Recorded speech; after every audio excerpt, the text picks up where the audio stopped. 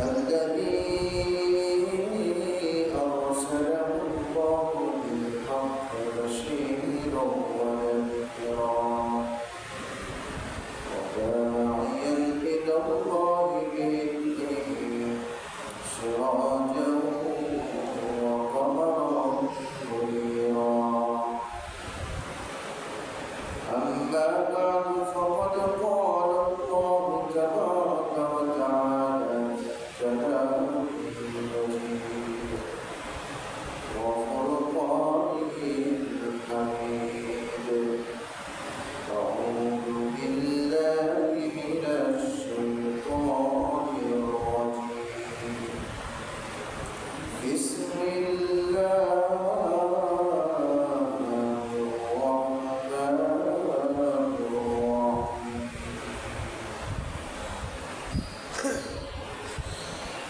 قل هذه سبيلي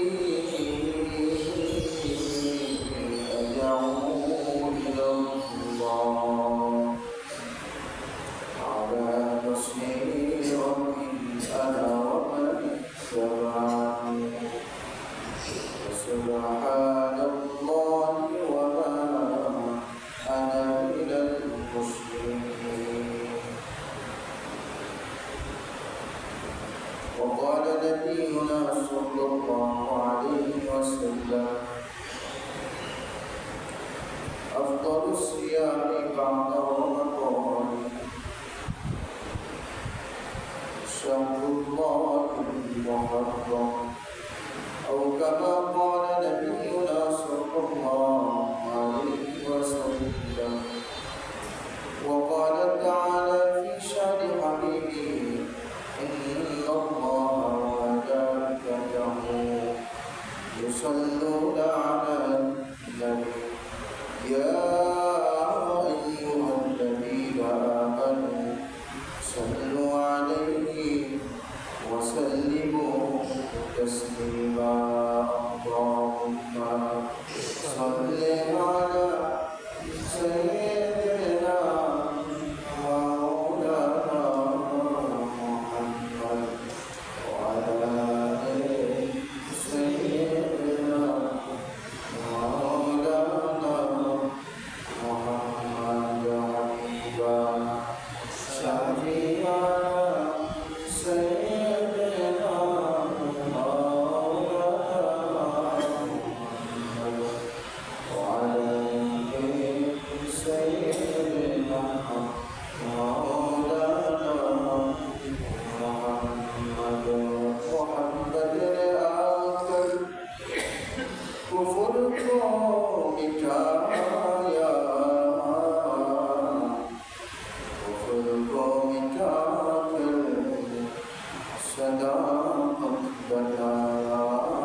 اللهم صل على سيدنا مولانا محمد وعلى آل سيدنا مولانا محمد حبيبا شفيعا سيدنا مولانا محمد وعلى آل سيدنا مولانا محمد صلى الله على محمد صلى الله عليه وسلم.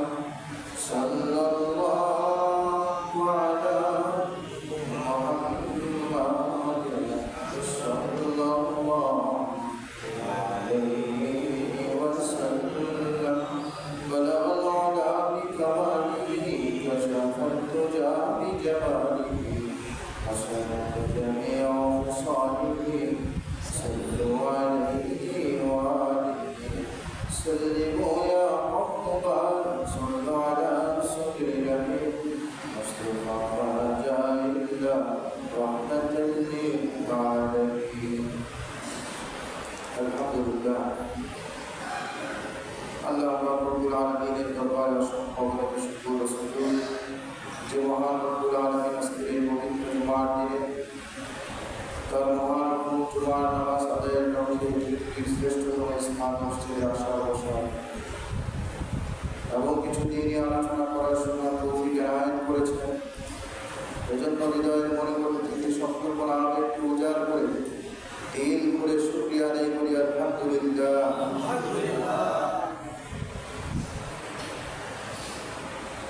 মুহররম মাসের 3 তারিখ।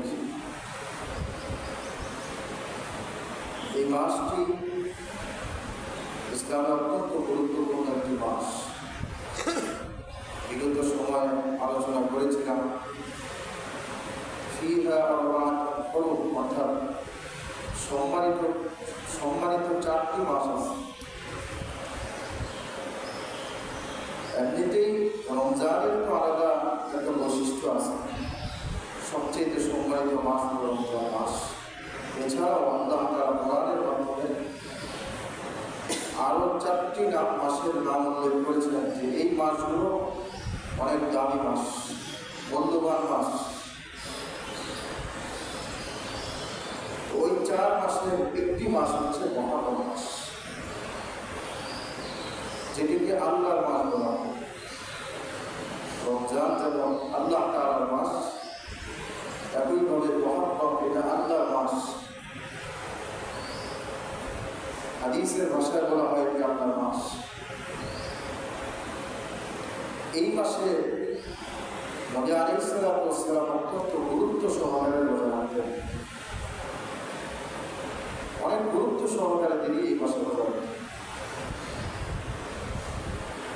হযরত আব্দুল্লাহ ইবনে আব্বাস রাদিয়াল্লাহু তাআলা থেকে বর্ণিত বুখারী শরীফের হাদিস। হযরত আব্দুল্লাহ ইবনে আব্বাস রাদিয়াল্লাহু তাআলা বলেন, নবীজি রমজানের রোজা আর মুহররমের রোজা, মুহররম মাসে রোজা আর রমজান মাসে রোজা, এই 2 মাসের রোজা এত বেশি গুরুত্ব দিতেন। আব্দুল্লাহ ইবনে মাসউদ রাদিয়াল্লাহু তাআলা বলেন, অন্য কোন মাসে নবীজিকে এত গুরুত্ব সহকারে রোজা রাখতে দেখি নাই। সুবহানাল্লাহ। তিনি খুব গুরুত্ব সহকারে এই মাসে নবী আলাইহিস সালাতু ওয়াস সালাম রোজা রাখেন। এই মাসে একটি গুরুত্বপূর্ণ দিন আছে, যেটাকে আমরা আশুরার দিন বলি। এই দিনের রোজা আল্লাহ নবী সাল্লাল্লাহু আলাইহি ওয়াসাল্লাম অনেক গুরুত্ব দিতেন। এই রোজাটা যদিও হযরত মূসা আলাইহিস সালাম রেখেছিলেন। হযরত মূসা আলাইহিস সালাম বনি ইসরাঈলকে নিয়ে যখন নীল নদের সামনে গিয়ে আটকে গেলেন, পিছনে ফেরাউনের বাহিনী আর সামনে নীল নদ, কোনো ব্রিজ নাই, কিছু নাই, নদী পার হইতে হবে। এই বিশাল নদী কিভাবে পার হবে? পিছন দিকে যদি যায় তো ফেরাউনের বাহিনী আক্রমণ করবে। হযরত মূসা আলাইহিস সালাম সেটি আল্লাহ তাআলার কাছে সাহায্য কামনা করেছিলেন। হযরত মূসা আলাইহিস সালামকে আল্লাহ তাআলা সেদিন সাহায্য করেছিলেন। আল্লাহ তাআলা বলেছিলেন, ও মূসা, তোমার লাঠি দ্বারা আঘাত করো। হযরত মূসা আলাইহিস সালাম লাঠি দ্বারা যখন বাড়ি দিলেন পানির মধ্যে, আল্লাহ তাআলা সেখানে 12টা ব্রিজ আল্লাহ তাআলা সুন্দর করে তাদের জন্য ব্যবস্থা করে দিলেন। সুবহানাল্লাহ। এই ব্রিজ দিয়ে মূসা আলাইহিস সালাম বনি ইসরাঈলীদেরকে নিয়ে পার হলেন। পিছন থেকে ফেরাউনের বাহিনী যখন এসে দেখতে এত সুন্দর ব্রিজ, ফেরাউন তখন বলতে লাগলো, দেখো আমি তোমাদের খোদা, এই যে দেখো আমার জন্য আগে থেকে ব্রিজ রেডি হয়েছে। তো ফেরাউন তার বাহিনী নিয়ে যখন, সেটা লম্বা ঘটনা, তার বাহিনী নিয়ে যখন নীল নদের মাঝ বরাবর করে, সাথে সাথে আল্লাহ তাআলার হুকুমে ব্রিজ ভেঙে ফেরাউনের বাহিনী পুরা নীল নদের মধ্যে পড়ে গেল। এই যে দিন আল্লাহ তাআলা হযরত মূসা আলাইহিস সালামকে ফেরাউনের বাহিনী থেকে, ফেরাউনের বাহিনীর আক্রমণ থেকে আল্লাহ তাআলা মূসা আলাইহিস সালামের জাতিকে, মূসা আলাইহিস সালামকে সেদিন নিরাপদে আল্লাহ তাআলা হেফাজত করেছিলেন। এই শুকরিয়ায় হযরত মুসা আলাইহিস সালাম রোজা রেখেছিলেন যেই দিন, সেই দিনটি ছিল আশুরা। সুবহানাল্লাহ। নবী সাল্লাল্লাহু আলাইহি ওয়াসাল্লাম ইহুদি গোত্রদেরকে জিজ্ঞেস করলেন, এই দিন তোমরা কেন রোজা রাখো? তারা বলে, আমাদের নবী মুসা, তাকে আল্লাহ তাআলা ফেরাউনের কবল থেকে হেফাজত করেছিল, এই জন্য এই দিনে আমরা রোজা রাখি। হযরত মুসা আলাইহিস সালামের এই ঘটনা শোনার পরে নবীজি বললেন, মুসা তো আমার ভাই, তাহলে মুসা আলাইহিস সালামের জন্য রোজা রাখার ব্যাপারে তো আমার হক আছে, আমি বেশি হকদার। এই জন্য মুসা আলাইহিস সালাম এর স্মরণে ওই দিন আল্লাহ নবী সাল্লাল্লাহু আলাইহি ওয়াসাল্লাম রোজা রাখেন। সুবহানাল্লাহ। এই আশুরার দিনে নবী আলাইহিস সালাম রোজা রাখেন। তবে তিনি একটি নির্দেশনা দিয়েছেন, সেটি হচ্ছে আশুরার দিনে যে রোজা রাখবা, ইহুদিরা তো একটা রাখে আশুরার দিন, তো যেন তাদের সাথে সাদৃশ্য না হয়, এজন্য আশুরার দিনের আগের দিন অথবা পরের দিন তোমরা একটা রোজা রেখে দেবো, তাহলে তাদের সাথে আর দিন না, তাদের একটা, আমাদের দিন। তাহলে আপনারা যদি 10 তারিখে রোজা রাখেন তাহলে 11 তারিখে রাখেন, আর যদি 9 তারিখে রাখেন তাহলে 9 তারিখ 10 তারিখ, এইভাবে আমরা 2 দিন মিল করে, তাহলে ইহুদিদের সাথে আমাদের মিল হবে না। নবী আলাইহিস সালাম এইভাবে পরামর্শ দিয়েছেন রোজা রাখতে আসলে। তাহলে এই মাসটা হচ্ছে অত্যন্ত গুরুত্বপূর্ণ একটি মাস, এবং আমরা জানি হযরত ইমাম হুসাইন রাদিয়াল্লাহু তাআলা কারবালার ময়দানে এই মাসেই আশুরার দিনে তিনি শহীদ হয়েছেন। কারবালার ময়দানে তাকে শহীদ করা হয়েছিল এই আশুরার। এজন্য মুহররমের এই মাসটি অত্যন্ত মর্মান্তিক একটি মাস আমাদের কাছে। এই মাসে যেহেতু এটি সম্মানিত মাস এবং এই মাসে অসংখ্য ঘটনা আছে, আগামী জুমায় ইনশাআল্লাহ আলোচনা করব। যেই ঘটনাগুলো এই আশুরা কেন্দ্রিক, এই আশুরার দিনেই ঘটেছিল, বিধায় এই মাসের এই দিনটি যেমন অত্যন্ত গুরুত্বপূর্ণ, অন্যদিকে আল্লাহ তাআলা সম্মানিত 4টি মাসের মধ্যে একটি মাস হিসাবে উল্লেখ করেছেন এই মাসটাকে। কাজে আমরা এই মাসে আমরা চেষ্টা করব বেশি বেশি নেক আমল করার, নফল নামাজ বেশি বেশি করার চেষ্টা করব, নফল রোজা বেশি বেশি রাখার চেষ্টা করবো এই মাসে। নবী আলাইহিস সালাম এই মাসে রোজা রাখতেন বেশি, নবী আলাইহিস সালাম এই মাসে ইবাদত বন্দেগী বেশি করতেন। এই জন্য আমরা চেষ্টা করবো এই মাসে বেশি বেশি ইবাদত বন্দেগী করার, পারবো তো ইনশাআল্লাহ। আমরা যদি নিজে সিস্টেম করে নিতে পারি যে প্রতিদিন অন্তত 2 রাকাত নামাজ, নফল নামাজ আমি পড়ব, তাহলে এটা কোনো ব্যাপার না। আর যদি মনে করেন আমার এটা অনেক কিছু, 5 ওয়াক্ত নামাজের সময় পাই না, আমার এটা নামাজ পড়তে হবে, তাইলে আবার অনেক কিছু। এই জন্য তাফসীরের মধ্যে একটা জিনিসের ব্যাপারে উৎসাহিত করে মাঝে মাঝে, কোনো কাজ যখন করবেন তখন আখিরাতের লাভের আশায় করবেন। যদি কেউ আখিরাতের লাভের আশায় করে তাহলে দুনিয়ায় তার কোনো আফসোস থাকে না। ধরে নেন কথার কথা, আপনি কাউকে ঋণ দিয়েছেন, 5,000 টাকা ঋণ দিয়েছেন, তো আপনি এক্ষেত্রে যদি আখিরাতের চিন্তা করেন, ঋণ দেওয়ার ব্যাপারে নবী আলাইহিস সালাম উৎসাহিত করেছেন ফরজে হাসানা, যেটাকে কোরআনের ভাষায় বলা হয় ফরজে হাসানা। এই ফরজে হাসানা এটার ব্যাপারে হাদিসে নবী আলাইহিস সালাম উৎসাহিত করেছেন। তো আপনি কাউকে ঋণ দিলেন, ফরজে হাসানা দিলেন 5,000 টাকা, আপনি তো বিশ্বাস করেই দিচ্ছেন, ভালো মনে করেই দিচ্ছেন, সময় মতো পরিশোধ করবে এটা মনে করেই তাকে টাকাটা দিচ্ছেন। কিন্তু মানুষ তো বলা যায় না, ব্যতিক্রম কিছু হয়ে যেতে পারে, হয়তো সে টাকাটা মেরে দিচ্ছে আর দিবে না, দিল না।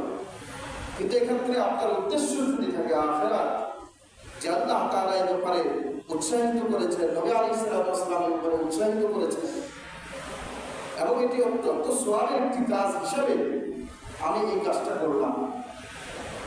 আপনি যদি আখিরাতের আশায় আপনি এই পর্যায়ে হাসানাত দিয়ে থাকেন, তাহলে দেখবেন আপনার ভিতরে বেশি আর আফসোস কাজ করবে না। কারণ আপনি এটা জেনেই দিয়েছেন যে সে যদি আমার টাকাটা মেরেও দেয়, হাসরের ময়দানে সে এই টাকাটা আবার আমাকে ফেরত দিতে পারবে।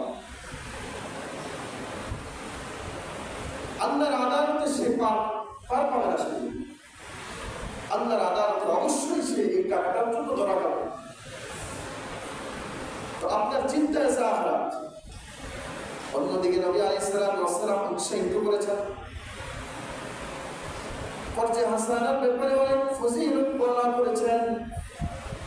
এই ফজিলতের দিকে তাকিয়ে যদি আপনি পর্যায়ে হাসানা দেন, টাকা যদি ফেরত না পান, যত ফজিলতের কথা বর্ণনা হয়েছে সমস্ত ফজিলত আপনার আমলনামার মধ্যে রাখা হবে। সুবহানাল্লাহ। এর থেকে ফজিলত দেখা হচ্ছে। অন্যদিকে হাসরের ময়দানে আল্লাহর আদালতে নিশ্চিত ওই টাকা তো আর সেদিন ফেরত হবে না, সওয়াব পাবে, তার আমলনামা থেকে সওয়াবটা দিয়ে দিতে হবে। তাহলে বোঝা গেল আখিরাতটাকে সামনে রেখে যদি কেউ কোনো কাজ করে, তাহলে তার ভিতরে আফসোস জিনিসটা থাকে।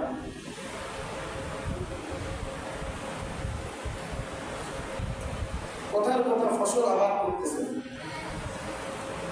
তো আপনার যদি চিন্তায় মরণে থাকে, যদি ফসল হয় তাহলে আমি ইনশাআল্লাহ এটা দিয়ে জীবিকা নির্বাহ করব, আমার স্ত্রী সন্তান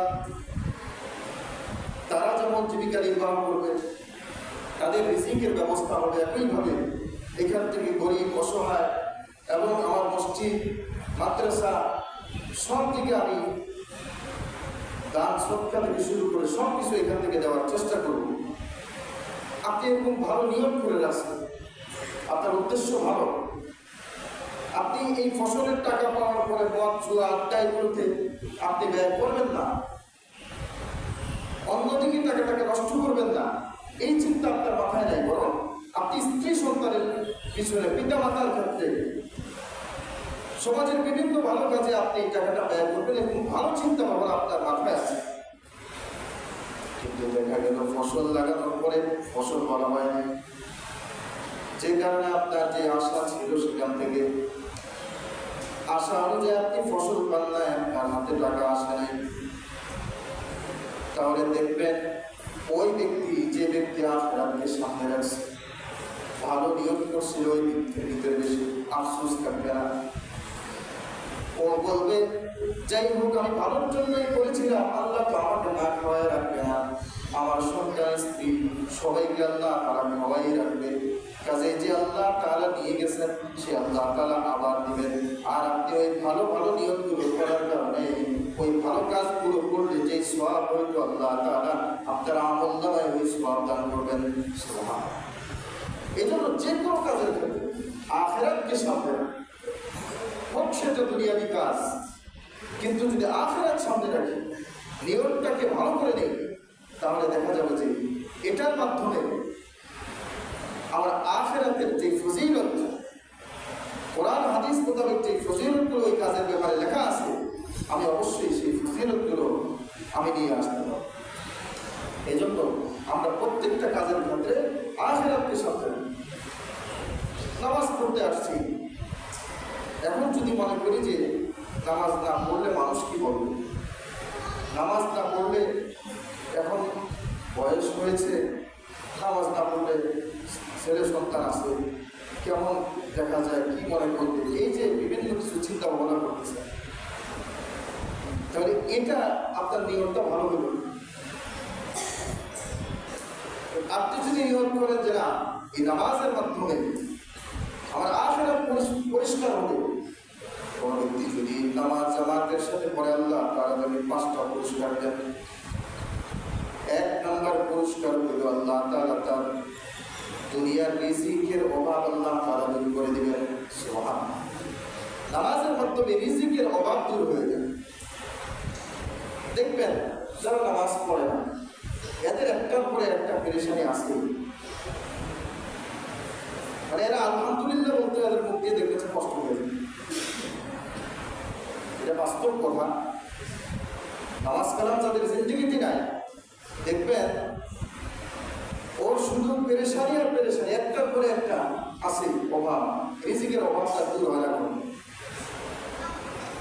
একবারে আত্মীয়র কাছে ঋণ করে, আরেকবার তার কাছে ঋণ করে, আরেকবার সমিতির কাছে ঋণ করে, বিভিন্ন সময় বিভিন্ন দিকে দৌড়ে শুধু ঋণ করে, তার অভাব রিজিকের অভাব আর দূর হয় না। কিন্তু যে ব্যক্তিটা নামাজ পড়ে দেখবেন ও যদি ঋণও করে তার কেমন জানি কোনো পেরেশানি নেই। ওই ঋণ করছে আবার সুদের ঋণের কথা বলছে, মানে কর্জে হাসানা যেটা এটার কথা বলছে। হয়তো কর্জে হাসানা নিছে কিন্তু দেখবেন সে ব্যাপারে তার পেরেশানি নেই।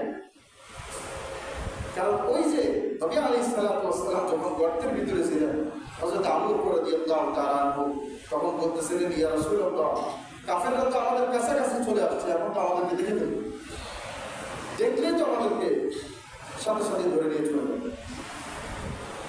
আল্লাহ নবী সাল্লাল্লাহু আলাইহি ওয়াসাল্লাম তখন হযরত আবু বকর রাদিয়াল্লাহু তাআলা কে উদ্দেশ্য করে একটা কথা বলেছিলেন, যে কথা আল্লাহ তাআলা কালামুল্লাহ শরীফের মধ্যে রেখে দিয়েছেন।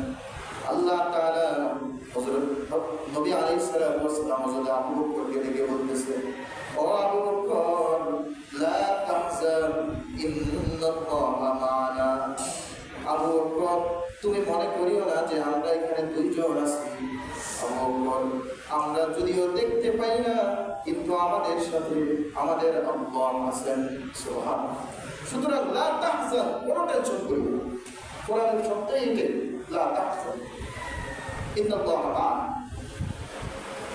এটাই কোরআনের শব্দ, লা তাহজান, মানে টেনশন করো না। ইংরেজিতে যদি বলে টেনশন করিও না, বাংলায় বললে কি দুশ্চিন্তা করিও না, এই আরবিতে এটাই লা তাহজান, কারণ তোমার কোনো টেনশন নেই।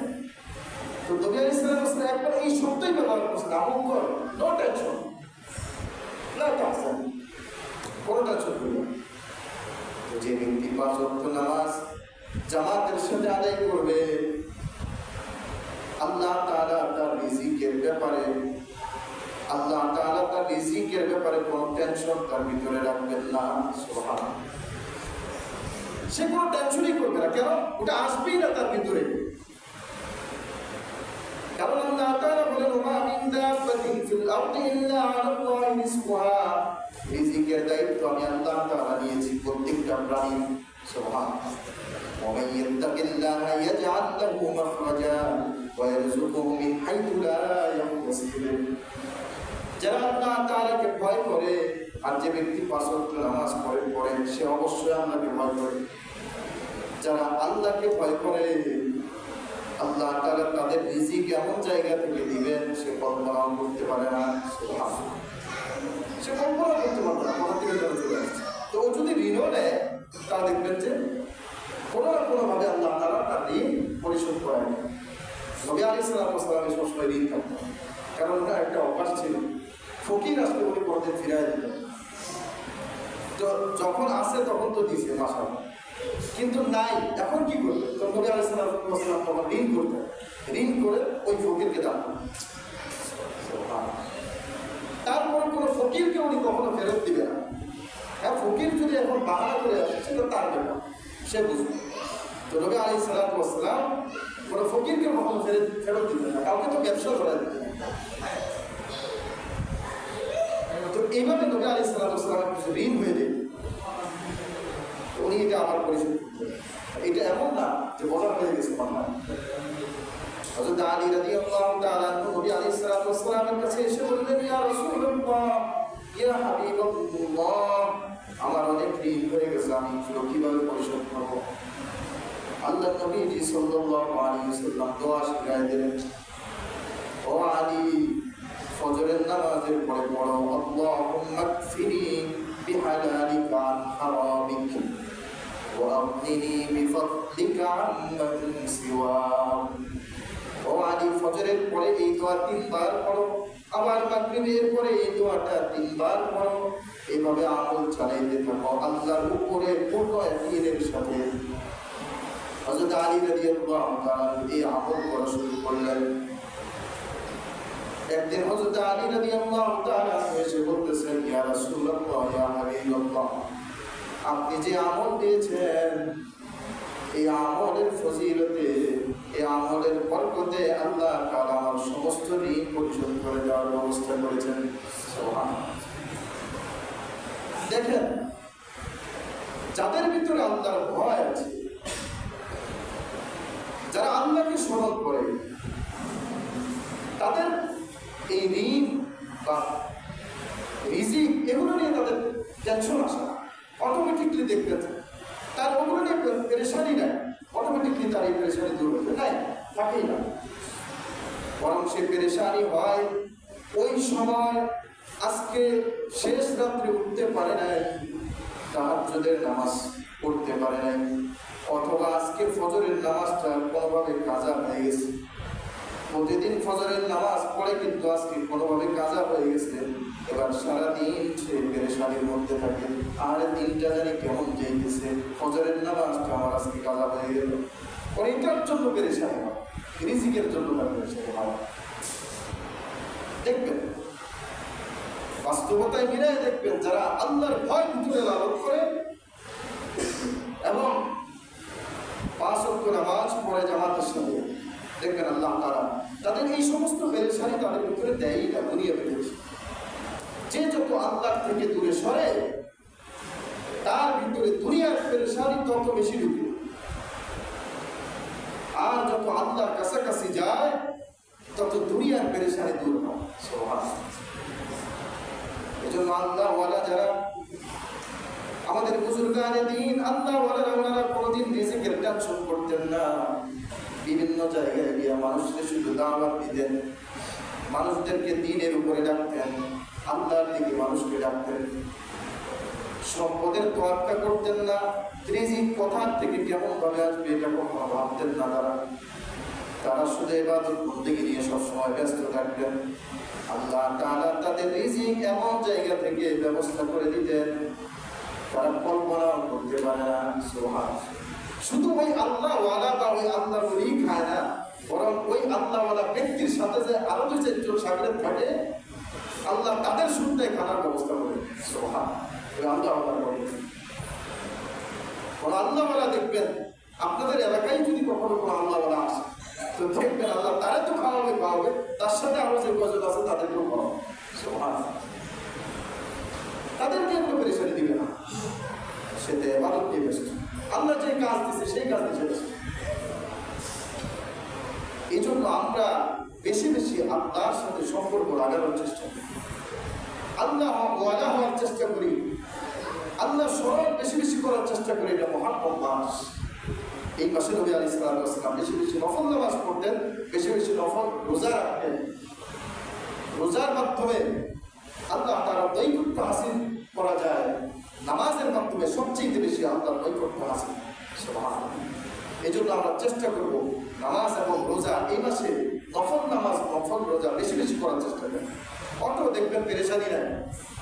আর যদি বেশি পেরেশানি হয় তো একটা আমল মনে রাখবেন, করতে থাকবেন, হাঁটতে চলতে সব সময় লা হাওলা ওয়ালা কুওয়াতা ইল্লা বিল্লাহ, লা হাওলা ওয়ালা কুওয়াতা ইল্লা বিল্লাহ, কিছু লাগবে না, শুধু এটাই আমল করেন, লা হাওলা ওয়ালা কুওয়াতা ইল্লা বিল্লাহ। ঘুমাইতে গেছেন, লা হাওলা ওয়ালা কুওয়াতা ইল্লা বিল্লাহ। হাঁটতেছেন চলতেছেন, লা হাওলা ওয়ালা কুওয়াতা ইল্লা বিল্লাহ। অর্থ কি? লা হাওলা, আল্লাহ তাআলা ছাড়া কোনো আশ্রয় নাই, ওয়ালা কুওয়াতা, কোনো শক্তি নাই। আল্লাহ ছাড়া আমার কোনো আশ্রয় নাই, ওয়ালা কুওয়াতা, কোনো শক্তি নাই, মানে আমার নিজস্ব কোনো শক্তি নাই। আল্লাহ যদি আমাকে কোনো শক্তি সম্পদ দেয় তো এটাই আমার শক্তি সম্পদ। আল্লাহ যদি আমাকে আশ্রয় দেয় তাহলে আমার আশ্রয় আছে, নাহলে আমার কোনো আশ্রয়। তার মানে আমার শেষ ভরসা হচ্ছে আল্লাহ তাআলা। এই জন্য এই কথাটা বারবার বলতে থাকেন, লা হাওলা ওয়ালা কুওয়াতা ইল্লা বিল্লাহ।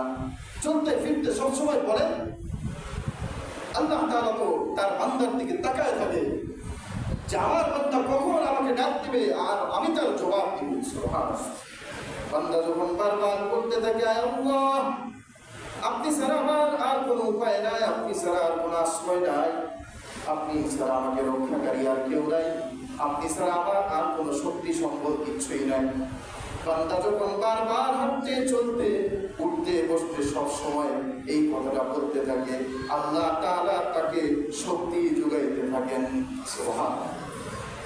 জালিমের বিরুদ্ধে যদি, শত্রুর বিরুদ্ধে যদি এইটা করতেই থাকে, মনে করেন কেউ শত্রুতা করতেছে, মামলা মোকদ্দমা এইটা সেটা দিয়ে আপনাকে মানে বিভিন্নভাবে ঘায়েল করার চেষ্টা করতেছে, শত্রুর মোকাবেলায় আপনি শুধু আপনাকে এই কথাটাই বলতে থাকেন, আপনি ছাড়া আর কোনো আশ্রয় নাই, শত্রুর সাথে লড়াই করার মতো ক্ষমতা আমার নাই, শক্তি নাই, আয় আল্লাহ আপনি দয়া করে মায়া করে আমাকে আশ্রয় দেন, শক্তি দান করেন। যদি বারবার বলতে থাকে, অর্থাৎ লা হাওলা ওয়ালা কুওয়াতা ইল্লা বিল্লাহ বারবার বলতে থাকে, আল্লাহ তাআলা শত্রুর মোকাবেলায় তাকে বিজয় দান করবেন। এমনকি বিচার কার্য যখন শুরু হয়, জজ সাহেবের সামনে উকিলরা যখন মানে বিভিন্ন ডিবেট করতে থাকে, এই সময়টাতে যদি একজন যখন কথা বলে আরেকজন উকিল তো চুপ থাকে, তো উনি যখন চুপ থাকে এই সময়টাতে যদি সে পড়তে থাকে লা হাওলা ওয়ালা কুওয়াতা ইল্লা বিল্লাহ, তো আল্লাহ তাআলা তাকে বিজয় দান করবেন। সুবহানাল্লাহ। বিচারে বসছে, এখন তার বিচার হবে, এই মুহূর্তে যদি সে লা হাওলা ওয়ালা কুওয়াতা ইল্লা বিল্লাহ পড়তে থাকে, আল্লাহ তাআলা তার পক্ষে, সে যদি হকের পক্ষে থাকে, ন্যায়ের পক্ষে থাকে, তো আল্লাহ তাআলা তাকে তাৎক্ষণিক সাহায্য করবেন। সুবহানাল্লাহ। এই জন্য আমরা চেষ্টা করব, পারবো তো ইনশাআল্লাহ এই আমলটা করার। পেরেশানি তো সবারই আছে, কম আর বেশি, তো পেরেশানি থাকবে না ইনশাআল্লাহ যদি এই আমলটা আপনি আপনার নিজের জন্য একেবারে আজম বিল জজম করে দিতে পারেন, যে আমার যে কোনো সমস্যা আমি এই আমলটা করি। পারবো তো ইনশাআল্লাহ? কি বলেন, সবাই পারবেন? আল্লাহ তাআলা সবাইকে তৌফিক দান করুন। আমাদের মাস হিসাবে এই মাসে গুনাহ খাতা থেকে বিরত থাকার চেষ্টা করব এবং ইবাদত বন্দেগী বেশি করার চেষ্টা করব, নফল রোজা আর নফল নামাজ বেশি বেশি করার চেষ্টা করব। আল্লাহ তাআলা আমাদের সবাইকে তৌফিক দান করেন। আমিন।